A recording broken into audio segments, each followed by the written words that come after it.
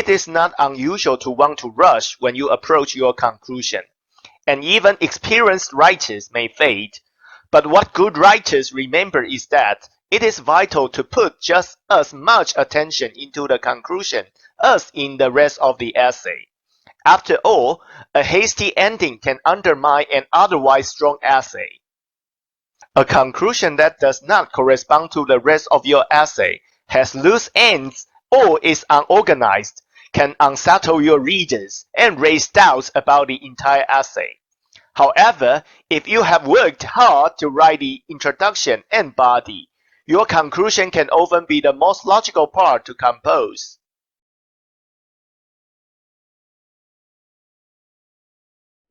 Keep in mind that the ideas in your conclusion must conform to the rest of your essay. In order to tie these components together, restate your thesis at the beginning of your conclusion. This helps you assemble in an orderly fashion all the information you have explained in the body.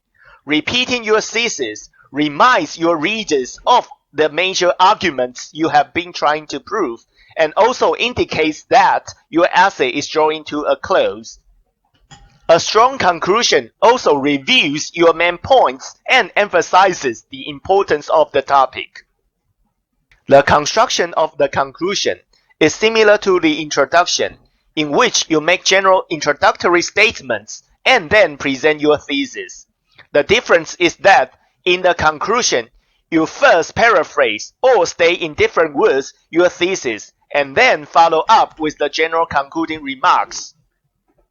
These sentences should progressively broaden the focus of your thesis and maneuver your readers out of the essay. Many writers like to end their essays with a final emphatic statement. This strong closing statement will cause your readers to continue thinking about the implications of your essay. It will make your conclusion and thus your essay more memorable. Another powerful technique is to challenge your readers to make a change in either their thoughts or their actions. Challenging your readers to see the subject through new eyes is a powerful way to ease yourself and your readers out of the essay. Thinking about how your particular topic fits into the larger worldview and expressing the wider global issues is also another technique for ending. Sometimes this is called the so what conclusion, as in why does this issue really matter or why is this important?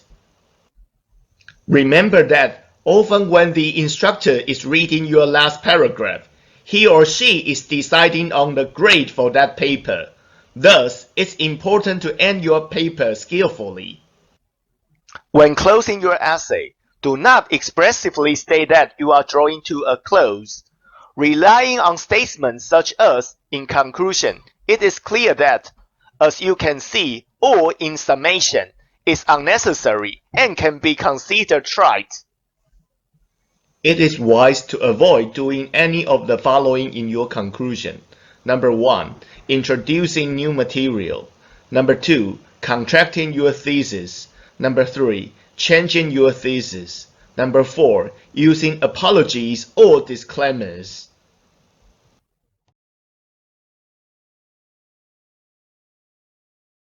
Introducing new material in your conclusion has an unsettling effect on your reader.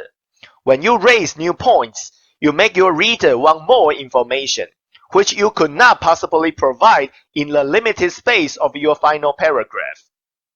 Contracting your thesis statement causes your readers to think that you do not actually have a conviction about your topic. After all, you have spent several paragraphs adhering to a specific point of view. When you change sides or open up your point of view in the conclusion, your reader becomes less inclined to believe your original argument. By apologizing for your opinion or stating that you know it is tough to digest, you are in fact admitting that even you know what you have discussed is irrelevant or unconvincing. You do not want your readers to feel this way. Effective writers stand by their thesis statement and do not stray from it.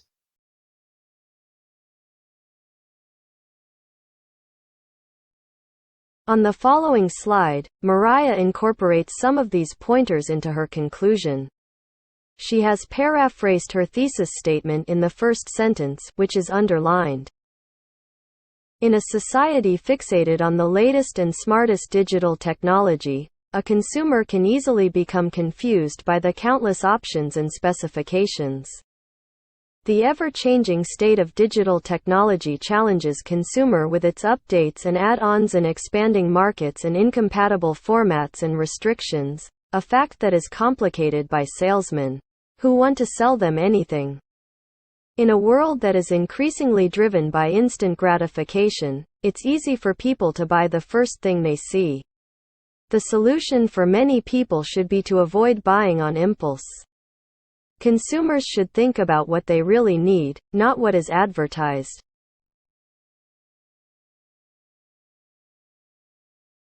Make sure your essay is balanced by not having an excessively long or short conclusion.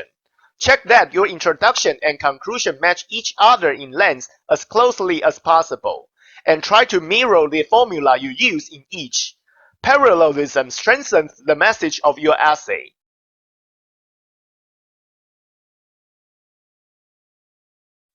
Open a magazine and read a lengthy article. See if you can pinpoint the thesis statement in the concluding paragraph.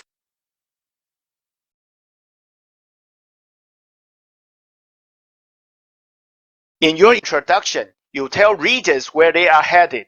In your conclusion, you recap where they have been. For this reason, some writers prefer to write their conclusions soon after they have written their introduction. However, this method may not work for all writers. Other writers prefer to write their conclusion at the end of the paper after writing the body paragraphs. No process is absolutely right or absolutely wrong. Find the one that best suits you. No matter when you compose the conclusion, it should revisit your thesis and sum up your main ideas. The conclusion shall not simply echo the introduction or rely on bland summary statements. In fact, avoid repeating your thesis verbatim from the introduction. Restate it in different words that reflect a new perspective gained through your research. That helps keep your ideas fresh for your readers. An effective writer might conclude a paper by asking a new question that research inspired, revisiting an anecdote presented earlier, or reminding readers of how the topic relates to their lives.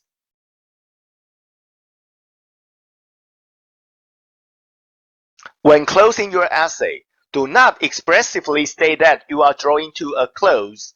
Relying on statements such as, in conclusion, it is clear that, as you can see, or in summation, is unnecessary and can be considered trite. On the job, you may sometimes give oral presentations based on research you have conducted. A concluding statement to an oral report contains the same elements as a written conclusion. You should wrap up your presentation by restating the purpose of the presentation, reviewing its main points, and emphasizing the importance of the material you presented. A strong conclusion will leave a lasting impression on your audience.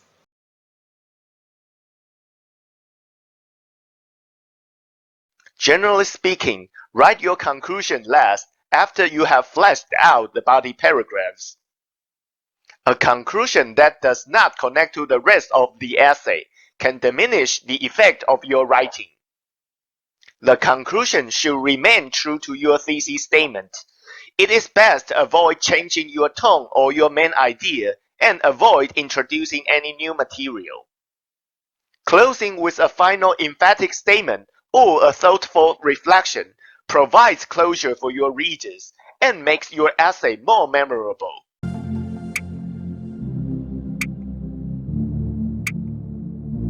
Hey everybody, thank you so much for watching this video. I hope you can learn more about English composition. If this is your first time here, don't forget to click the red subscribe button. And please give me a thumbs up if this video helps you with your English writing skills. Have some free time?